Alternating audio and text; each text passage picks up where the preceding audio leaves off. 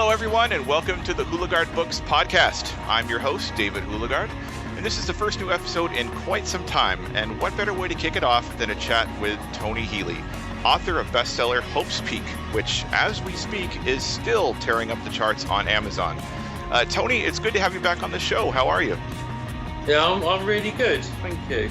Thanks for having me on here. Well, I appreciate you staying up late to join us. I'm just going to dive right in because I am chomping at the bit to talk to you about Hope's Peak. And probably like a good place to start is really, where did it come from? Were there any specific sources of inspiration that kind of fueled your idea? It started with two story ideas. The first one was a short story I was working on called Touched, and it was about the psychic character, and it was about her sort of touching people and discovering a secret and things like that. So that was the Ida character, and then I had this other idea for a serial killer that was sort of slightly disfigured, and he was killing people and leaving things on them, but they didn't quite work. The psychic story didn't quite work. The serial killer with the two detectives chasing him nothing quite gelled. So I put it away, and then at some point I sort of thought to myself, why don't I just take them and just mash them together? And once I mashed them together, they worked. They worked absolutely perfectly. And that's sort of how, and then I just sort of, I worked on refining it and really making sure that the story was plotted out properly. And I really sort of looked at the way movies are plotted. I've got to be honest. I spend a lot of time looking at, how they go from one act to another, and the flow of a movie.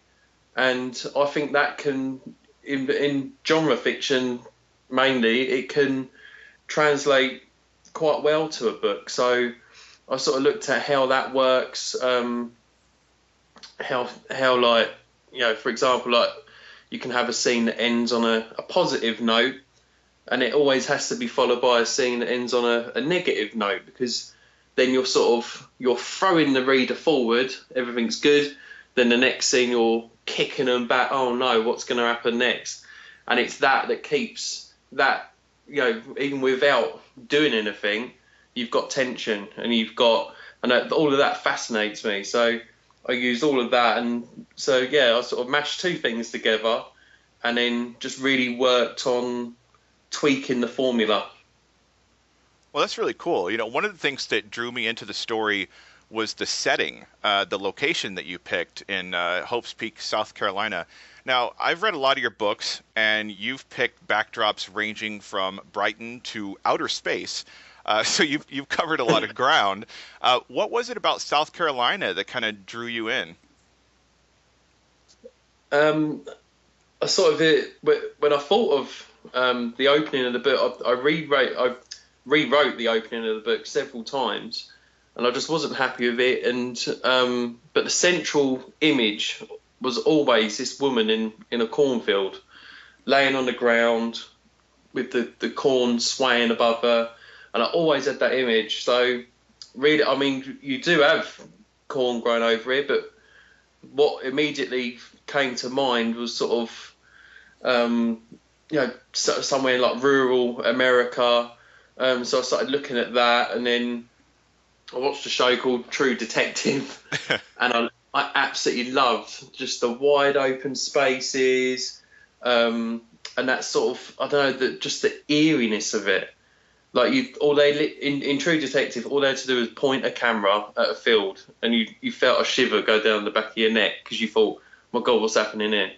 And it was a really memorable bit in True Detective where they went in a sort of a burnt, ruined church, and it was just one of the most eeriest things ever. And I just thought that is the setting. So I think that wasn't Carolina. That was slightly further south, but I settled on North Carolina in the end. It just seemed right. It just seemed a good fit. Yeah, yeah, definitely. And I think you're right. Like the images that it evokes, just the opening bit in your story immediately puts you there. So well done Yeah. on that. And one of the things that you and I have talked a lot about in the past is how crucial music is to the environment in which you're creating. And I know that you've used a lot of Bruce Springsteen in the past to inspire stories, things of that nature. I'm wondering if you had a set playlist for Hope's Peak, and if so, what kind of music was on it? This is quite a funny one, really. I did have a set playlist, and I had to go back through my Spotify to remember what was on there. So I've written it down. I won't go through every track because I'll be here forever. But I've got like Deep River by Bobby Womack, Midnight Train to Georgia, Gladys Knight and the Pips, and then I've got like, and a lot of this appears in the book. As I was writing it, I was thinking, oh, that song would play out in this scene, so I was adding it to my playlist as I went, and then when I worked on other chapters, that playlist would play, and I would, it all sort of comes together some mad way. Powder Your Face with Sunshine, Dean Martin. I even have Wicked Game, Chris Isaac. All sorts, a real mixture, one of my weirdest playlists ever, I think. Well, whatever works, right? Now, you've written and self-published a lot of books in your career, quite a bit, honestly. Like you've had great success with the Far From Home series in particular. I'm curious, what was it about Hope's Peak that prompted you to pursue an agent? Did now just feel like the right time to do so, or was there something in particular about this book that just felt special? A bit of both. I had quite a bit of success with Far From Home. I wrote I wrote an episode a month for a year, and then at the end of that, I mean, they did pretty well, and gradually sort of built up an audience. And then at the end of that year, I sort of put them together in an omnibus, and that did really well. So then I followed it up with another one and another one, and then I had enough of that, and that sort of I felt that had gone as far as I could go on my own. I mean, the top. I mean, I don't know if listeners know about Amazon ranking, but the top ranking I ever got was 300, and to me that was just mind blowing that I got that high. But I sort of thought, well, can I ever beat that? Can I ever get better than that? So I had that in my mind, and also I wrote Hope's Peak, and I felt that there was something about it. It was special and different to everything else that I'd done, and that it sort of deserved. It sounds big-headed, but I felt like it deserved something more than just editing it, throwing a cover on it, and selling it. And maybe it needed to reach a bigger audience, a bigger readership. Mm-hmm. So that's why I went with an agent, really. Well, and it's funny that you say that the highest ranking you'd achieved with Far From Home was 300, because I'm wondering, what did it feel like when you saw Hope's Peak climbing up the charts? And at one time, did it reach number one, or did it peak at number two? It hit number one over here, mm-hmm. For about a day, and then it just slid off. Hey, that counts. I don't know why over here it done well, but it didn't do what it did in America. In America, it sort of hit number two and stayed there for weeks. Mm-hmm. So I mean, it's just it's mind blowing, Well, we love our violence, as you know. And also, escapism is going to be a big thing in America for the next 4 years. So it stands to reason that your book would do well. Well, congratulations. I mean, it really did phenomenal and deserves to have the success it's achieved. And, like you said, that sometimes as a writer, you just come up with something, and there's no arrogance to it, but you come up with something that just feels like it deserves a bigger audience, and you know in your heart that if it could get an opportunity, it would find it. So, you went the route with trying to secure an agent for the book, and were lucky enough to find one. Was this your first time ever pitching a novel to an agent, or had you done this in the past? My first time. I never bothered. I mean, how I got started, I always wanted to write, but I never really I could never get past like 3,000 words. Hmm. I could never get past it, and I don't know, I think you write when you're ready to, and it took me a little while to get ready. Then I completed a short story, and I thought, good, I can do this. So I completed another one. Then I started writing things that were longer, and then I started self-publishing, and I never ever went the querying an agent, querying a publisher route. So I knew that, obviously I know Bernard. We both know Bernard. Oh yes. And he was writing something with Joe Conrath, Snake Wine, Oh yes.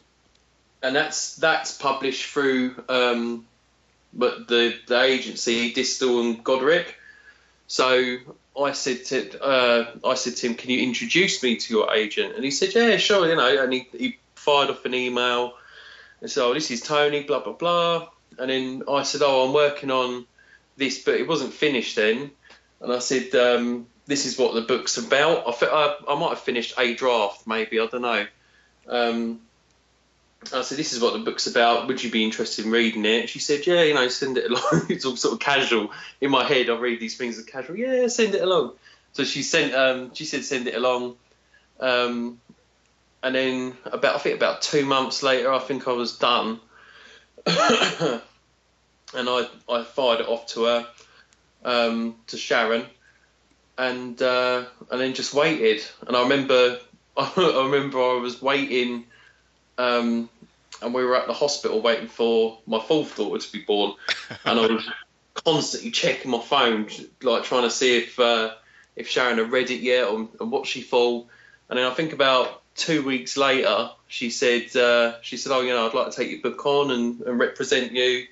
And I think that was about August 2015. And then I think we sold it January 2016. So it didn't take too long. Wow. Yeah. So I've had easy run. Not an easy, but I've been very lucky. Well, when you have the right product, it's just a matter of getting it in front of the right pair of eyes, and it sounds like you did that very quickly and quite effectively. So it's just been, I have to imagine, a complete whirlwind process, right? I mean, it completely different from what you're used to in the past with self-publishing. And then on top of all of that, they flew you out to Los Angeles last year to shoot a promo video for Kindle Most Wanted. And I'd love to talk to you about that. But first of all, what'd you think of Los Angeles? Did you get to see anything cool while you were there? Yeah, I did. I've done the whole Hollywood Walk of Fame thing, and the Chinese theatre with the handprints on the entrance. Mm-hmm.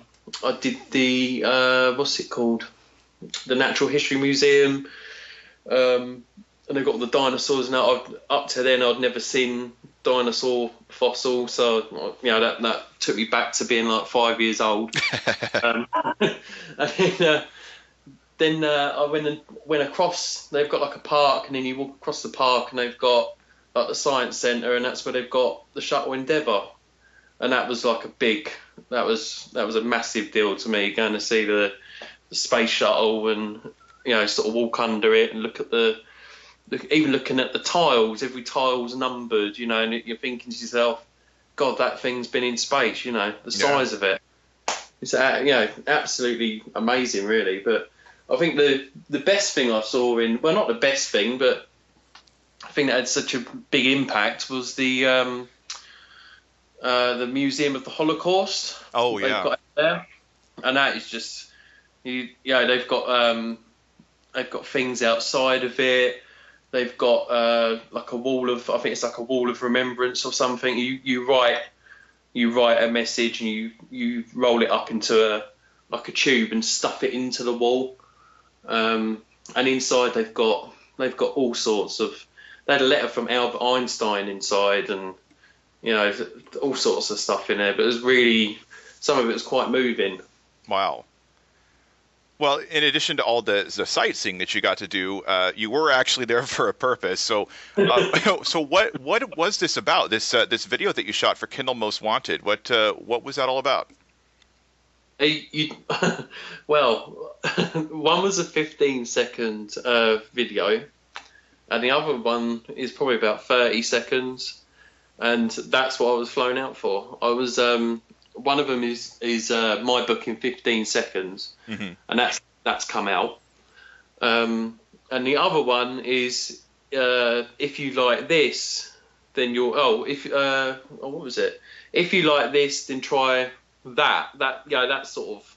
So I had to say something along the lines of, if you like Silence of the Lambs by Thomas Harris and you like Jaws by Peter Benchley, you'll like Hope's Peak. And I know I gave my reason for it. I don't want to say it because it might ruin it when it comes out. No spoilers. Well, as authors, one of the things that we're constantly challenged with is to give our elevator pitch, right? So, like, to summarize our, 80,000-90,000 word novel in like 6 seconds. They at least gave you 15. But did you find the experience to be really beneficial? Like, did you feel like it was a good opportunity for you to kind of get out there and summarize your book, or did you kind of get that same thought where it's like, oh my God, how am I going to convey what this book is in 15 seconds? From the minute they got in touch and said, we'd like to fly you out. This is what we're going to do. And this is what the videos are going to be. I thought to myself, just roll with it, just go. Mm-hmm. From the minute the book was signed, it's an adventure. So I thought, just go, roll with the punches and just go with it. So I just went out there. We had dinner one night. There was a load of us authors there, and Blake Crouch was there.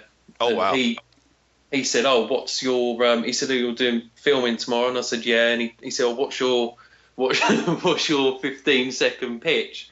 So I ran through it, and he went, "Oh, no," and he sort of come up with a lot of what I said, and then I added to it, and then so we went back and forth, and between us we worked out what I was going to say, and I just went in the next day and said it how we worked it out, which was it was not. It was very, very helpful, very sort of accommodating.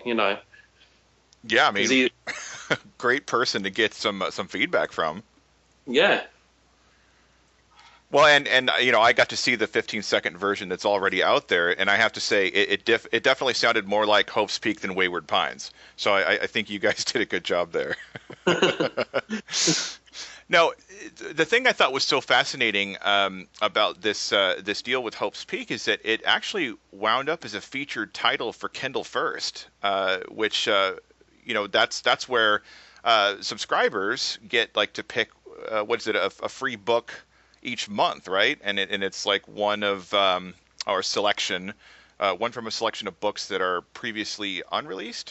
Can you talk a little bit about the kind of the Kindle First program and how you got involved with that?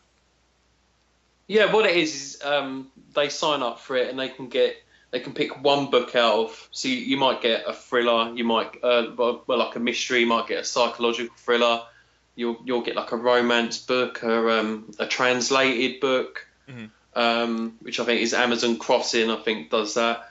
You'll have about 5 or 6 maybe, and they can pick one of those and get it for.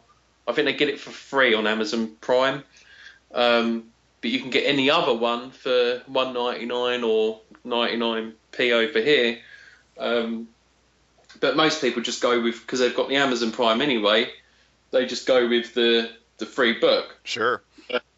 Which automatically, I mean, you must have millions of people that have got Amazon Prime subscription. So, you're getting your book in the hands of millions, potential millions of people, and they do have hundreds of thousands of downloads of these books when they go on the promotion, which is why they hit the top, you know. But I didn't put in for that. My editor at the time, Jackie, she said, "Oh, we're going to try for it, but we do have to sort of don't know how to describe it. Sort of, I think every one of them is sort of after that promotion. Oh yeah. So they sort of go up against each other or whatever they do. But she ended up getting it, and I knew I had it before I flew out to LA. And funnily enough, I had it for December. I think it was December. And it was either November. It was either the one before, or the one after. She had 2 books that had Kindle first. So I don't know how she did, or what strings she pulled to get that, but there was some serious manoeuvring there, you know. Well, I mean, and it worked out so well because at the time that we're recording this, Hope's Peak is already nearing like 1,000 reviews on Amazon here in the U.S., and you're averaging like just under 4 out of 5 stars. So yeah, I got to ask, I mean, how do you feel about the reception the book's getting so far? it's amazing. It is amazing. I mean, it took me 4 years to get 400 reviews, and I thought that was good, you know. To get nearly 1,000 reviews in about 6 weeks isn't too shabby. I really think it proves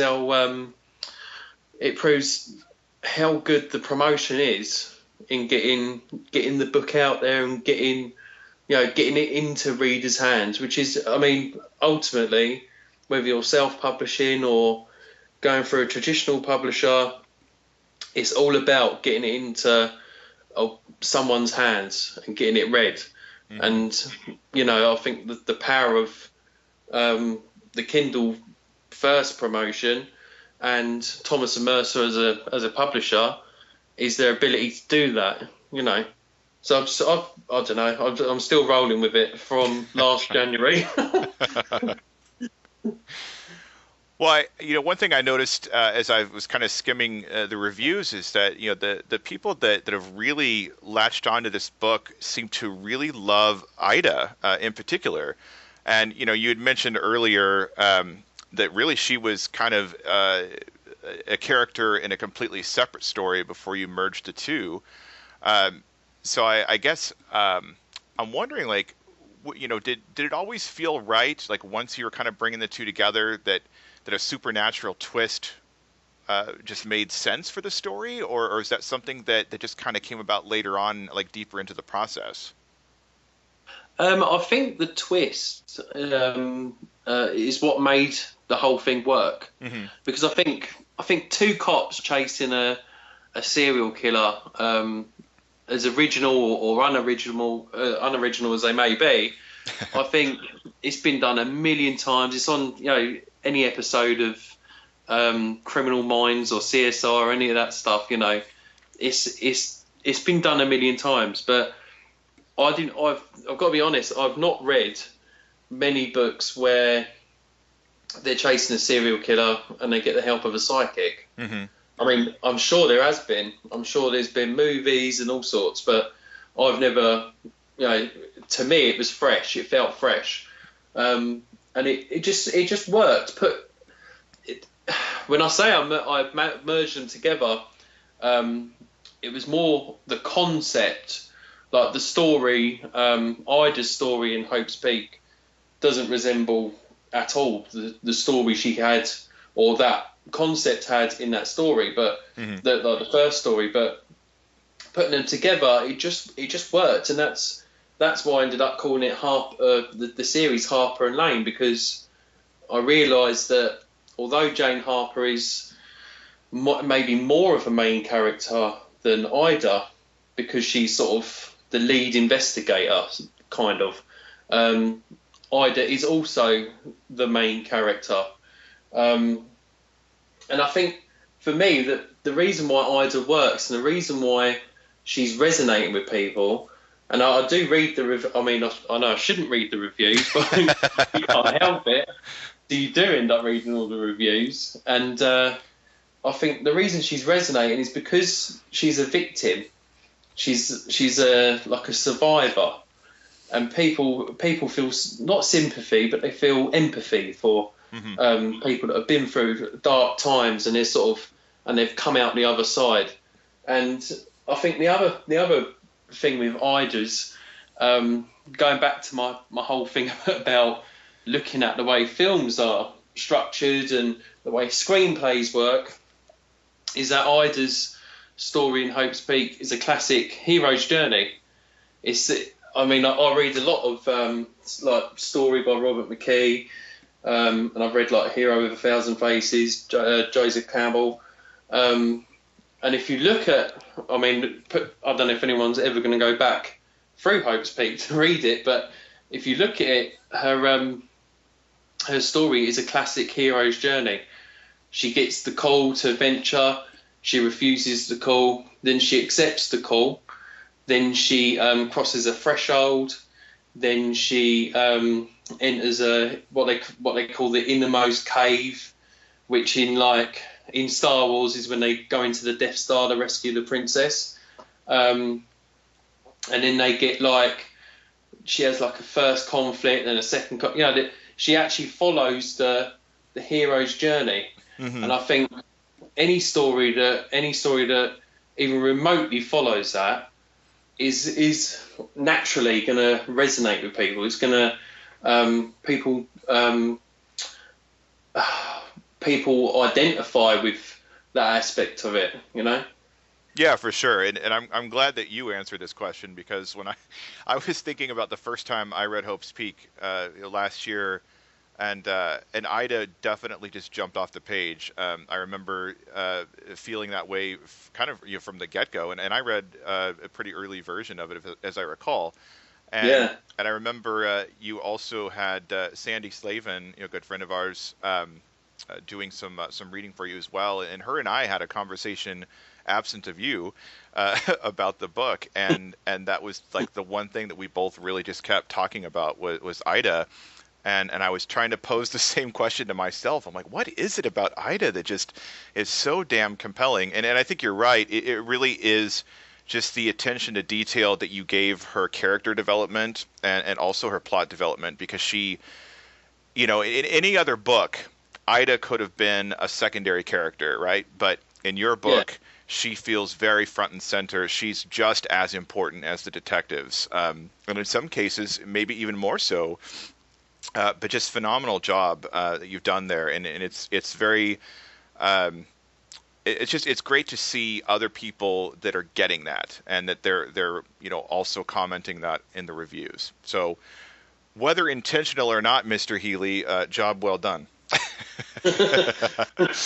So we have to look at the other side of the coin. I know it's the bummer side, but I'm always interested. Because you can have a lot of people giving really positive reviews, and then you've always got a pocket of people that give negative reviews, and that's just the way it is. Especially when you've got a book that's being exposed to, thousands and thousands of people that have never seen your work before. So one of the things that people have kind of latched on to a bit that I've noticed is that violence and sex, have been kind of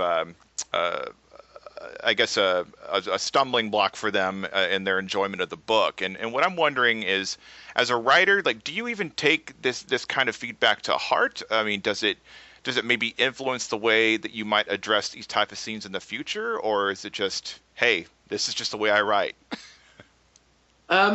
It does, because like I said before, I don't read every review, but I daily, you do sort of skim through them. Sure. And you do see probably the majority of them. And I did notice that when there was a negative review, it's about sort of the sexual scenes and the violence and the swearing. And I sort of think, well, in the future, I would bear that in mind, that maybe if I don't want to put a certain readership off, that I would tone some of that down. but I've got to be honest. The book is what it is.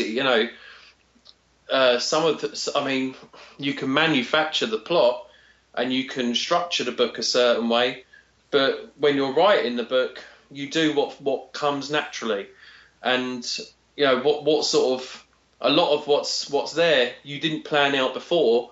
It just sort of spills out from your brain through your fingertips into your keyboard. Oh yeah. And it is. I mean, you could edit that out after, but then if you edit a lot of that out, what are you stripping away from the book? Is it even the same thing anymore? So I don't know. I think I knew I'd get some flack for it. Strangely, the thing I thought people might take offence to was the use of the N word in the book, even though it's only in there I think once or twice. But actually, I don't think anyone's made comment about it, because it's not tastefully done, but it's I think I used it in just the right place and it sort of came naturally as I was writing from a character's voice, and it just felt that they would say that and use that word. But with the other stuff, I just think, when Lester's having sex with someone, you're meant to be grossed out. You're not meant to. Mm-hmm. It's not 50 Shades of Lester. And thank you for that. But when spoiler alert, when Harper and Stu have sex, I don't go into any detail. I don't reveal what happens. It just happens, and they're the good characters. In my mind, in my little mind, the good characters make love. The evil characters and the sort of the grotesque characters have horrible sex, because to me that's like another level. Straight away, if you're reading Lester having sex with Celie in the book, you're thinking, ugh, there's nothing about that titillates at all, But if I suggest that Harper's having meaningful sex with Stu, you think, nice, Yeah. It's that sort of that thinking was going on when I did it. Well, you bring up a good point, because when since I didn't write Hope's Peak, I can read the reviews all I want, and what I think when I see stuff like that, like when you get people giving negative thoughts or reviews on things like violence and sex, I honestly think, in a strange way, that's actually a positive review, because you write these scenes with the purpose of eliciting some type of emotion from the reader. And if you have a scene that is intentionally gross, whether that be like a murder scene, or even like you said, a just bad people having bad sex, you're trying to get that kind of reaction from a reader, because you don't want it to be pretty, right? You don't want it to be the good guys having sex. So I think that and maybe that's a weird way to look at it, but it just seems like you're trying to make people uncomfortable in these scenes, and not necessarily because you're a heartless bastard, but just because I said that it's just in addition to that. But it's just one of those things where you really want the reader to be in a certain headspace for these type of scenes, and so when I see that, I feel like mission accomplished. And it's unfortunate that some people kind of walk away feeling like that's a bad thing, that maybe it just maybe they were too sensitive for the level of depth that's involved there, but overall I think that those are the reactions you want. You just hope people don't come away completely mortified. Well, one of the best reviews that I've had for the book, the title, it was 2 words. The title said awful, 1 star, and then the content was just awful. All I can picture is this person shaking their heads as they're writing. It's just awful. It really did make my day when I got that review. It makes you wonder, right? Like, or does it? I should say. I mean, does it make you just kind of like wonder, like what on earth they're referring to, or is it just? I don't know.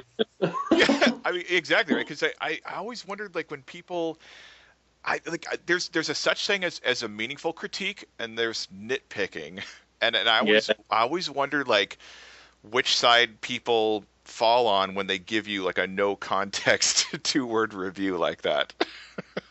And on the flip side of that, when I think the first day or second day, I had 2 reviews that slammed it.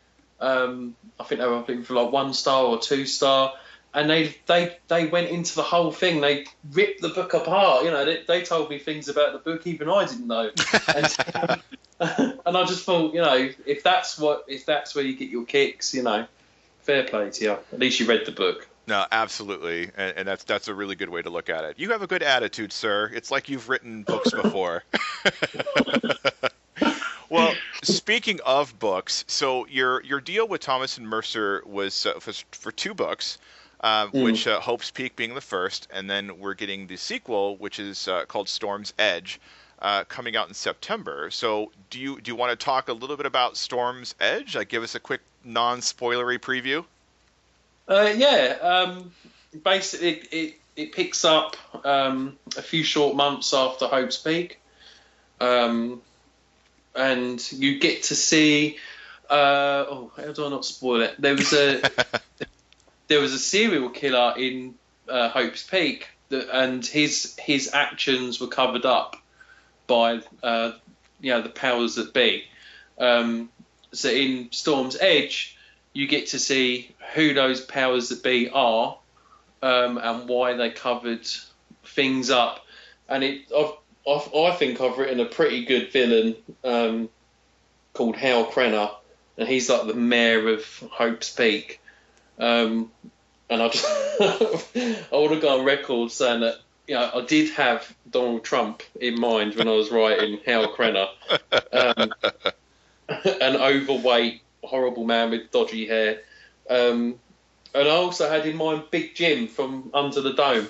Because when I read Under the Dome, he was the one thing I kept remembering about the book. Just what a nasty, horrible person he was. I thought, what a great villain. So, you know, I had him in mind when I was doing Hal Crenna. But yeah, that's out September 27th. So yeah, and that's been handed out. That's being edited at the minute. So, you know, that's all sort of in the pipe. You know, in the big machine, the big production machine.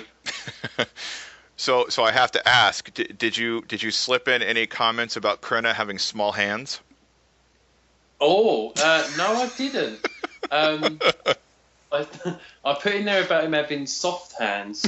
Something about that it's a bit of a Jaws reference, really, that he's got soft hands, been counting money his whole life, and he's not got the callous hands of a working man, you know. So I thought, oh, that's too good, so I'll have to use that.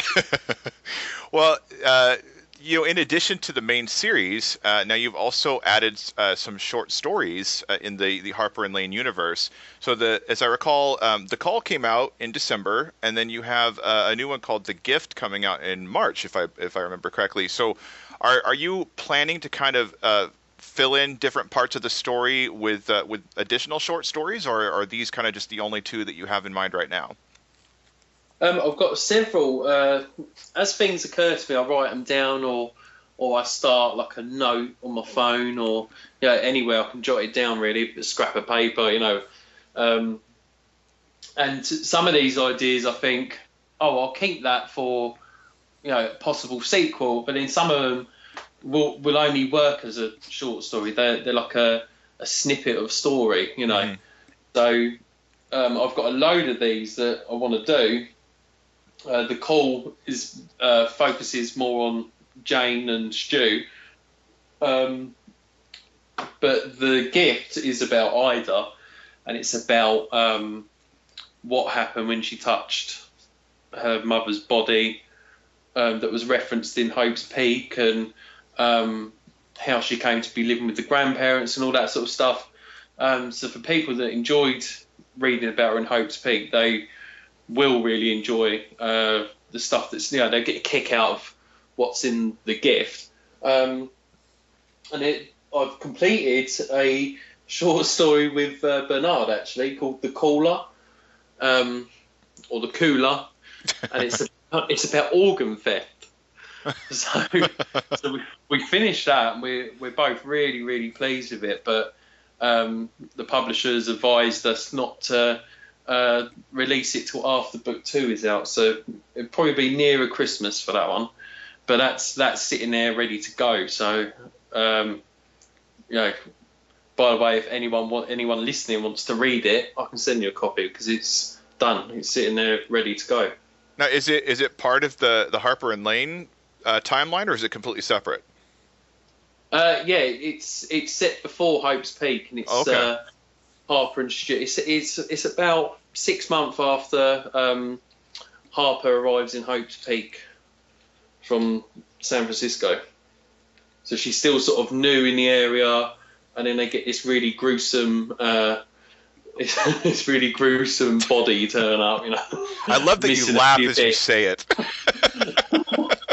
I don't get. I can't. The weird thing is, I can't watch like medical, like Grey's Anatomy or Bones or stuff like that. I can't watch. It makes me cringe. But to write it, I'm sitting there chuckling when I'm writing stuff like that. I think to myself, if this is grossing me out, what's it doing to, to Joe Bloggs, who's reading it, who doesn't like the same things I don't like, Well, and I can't even imagine what kind of grotesqueness comes out of you and Bernard writing something together. So I'll definitely be looking forward to that one. So I also want to talk a little bit about kind of the main books in the series, because you recently stated on your blog, you did like a year in review blog on your website, that you have plans for at least 3 more books in the series, and so I'm wondering if there's been any discussion with the publisher yet about a plan to publish those, or is it still too early to talk about right now?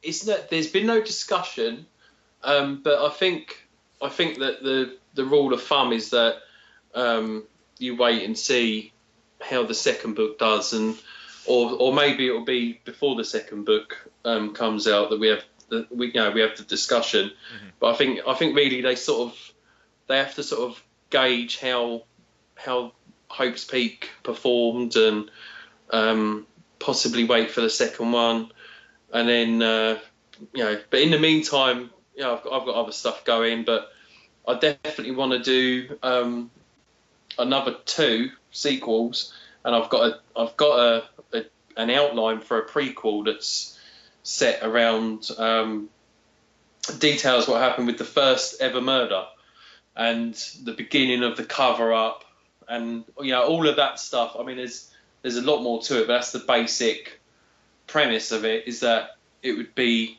focused on Ruby Lane, which is Ida's mum. Mm-hmm. But the other 2, I really want to take the series in a big step, and I've got quite a nice idea of where I want to go with them. So fingers crossed I get to do them. But it's just wait and see. Everything with this is just waiting and being patient, which I'm very bad at. Well, I have to imagine, with Hope's Peak being the success that it's been so far, that it's really exposing your work to an entirely new audience of readers, and I'm wondering if you're noticing any uptick in your back catalog. Like for example, I did notice a little bit of traction on Past Dark, which was probably one of my favorites of the books you've written. And so I thought of all the works from your back catalog for people to discover after Hope's Peak, like that's a really good one. I'm glad to see that. But I'm just curious, like from your perspective, like what are you seeing? The same thing. Karstark, I really, I really liked writing it, and I really liked the story. And I put it out, and it just went nowhere, and no one read it. Hardly anyone reviewed it, and I thought, oh well, you sort of shrug your shoulders and go, oh well, on to the next one. But this Hope's Peak come out, and out of nowhere, Past Dark is getting a lot of. It's like it's one of my best selling titles at the minute. So it's just I don't know. I can't explain it. Maybe because it's got a slightly thriller-ish or mystery element to it. Maybe that's drawing people in. I don't know.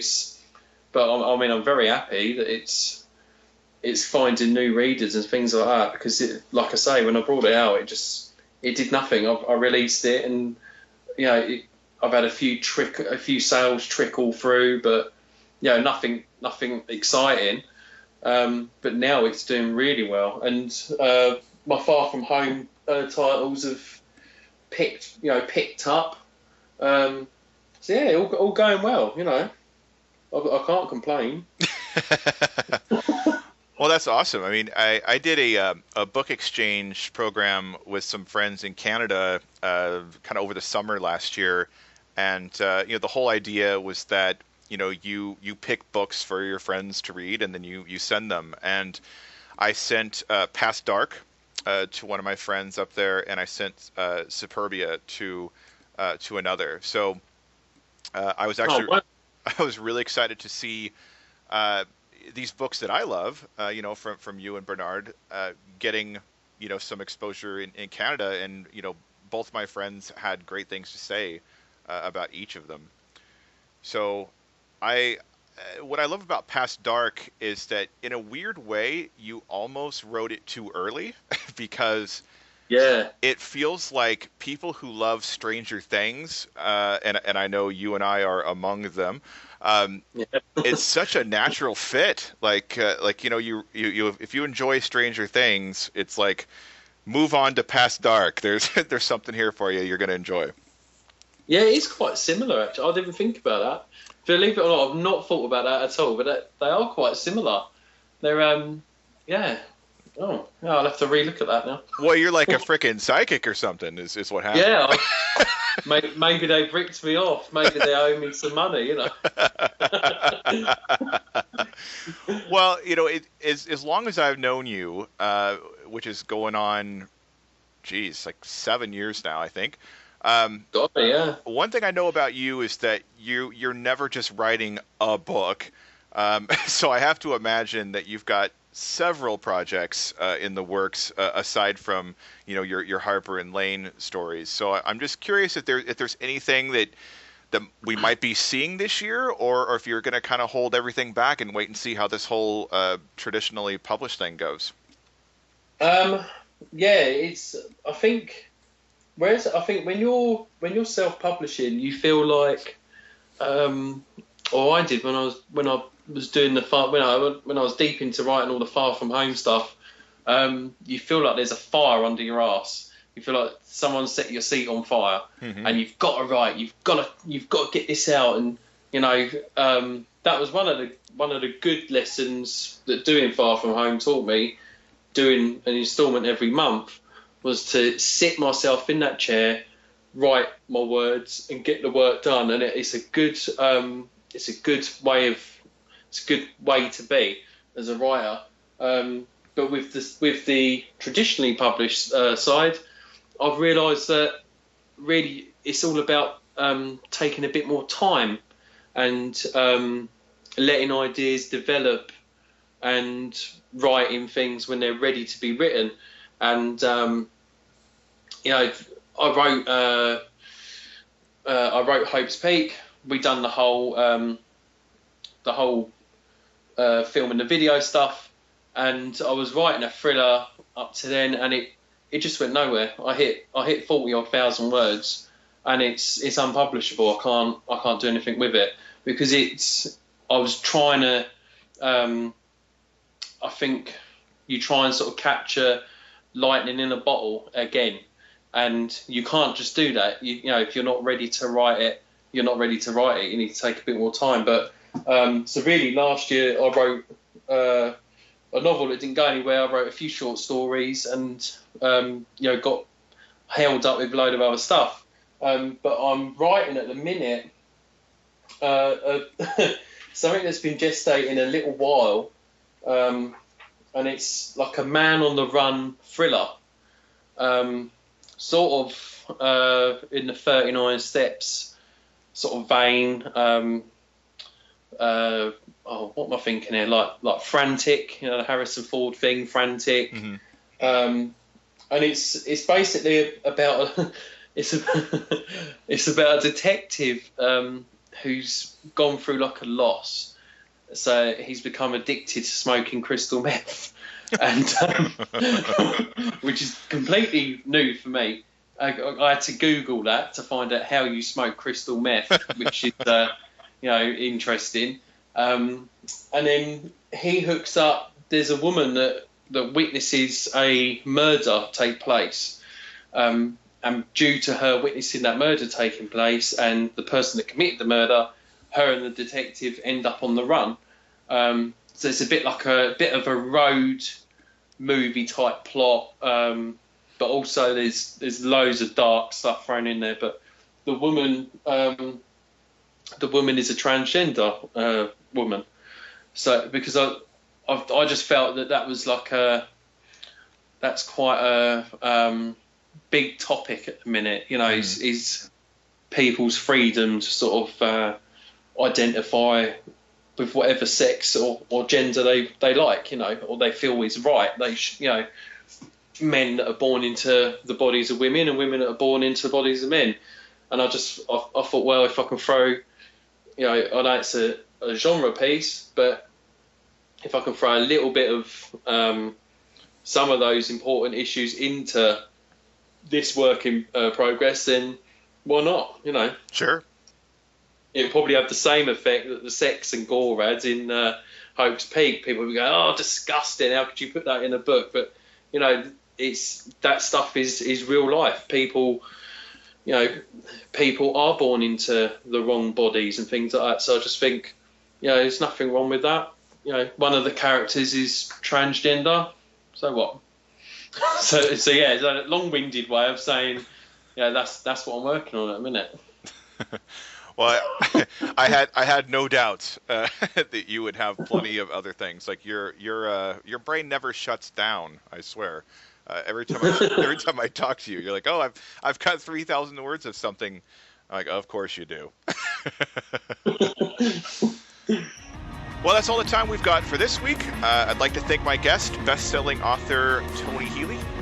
You can actually find out more about Tony by visiting his website, www.tonyhealey.com, and you can also follow him on Twitter @FringeScientist. I've been David Hulegaard, and this has been the Hulegaard Books Podcast. We'll catch you next time.